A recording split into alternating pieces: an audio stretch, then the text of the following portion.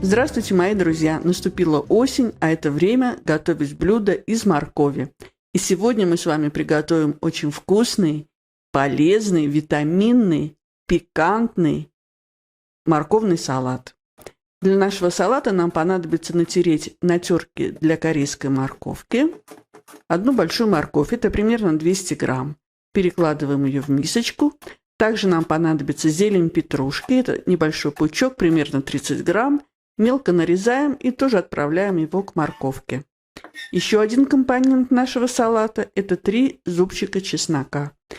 Измельчаем его при помощи чеснокодавки или мелко нарезаем ножом. Тоже отправляем к морковке. И теперь мы будем заправлять наш салат. 2 столовые ложки соевого соуса. Он заменит нам соль.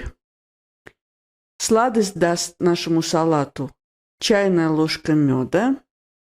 Если вы не любите мед, не пользуетесь медом, можно заменить его чайной ложкой коричневого сахара.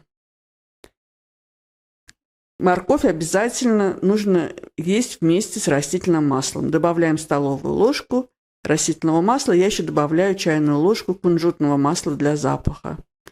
Потому что в морковке есть каротин, а он усваивается только если есть масло.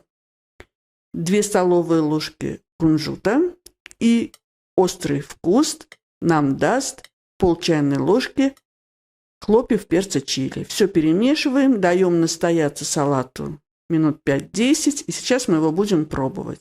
Посмотрите, какой он красивый.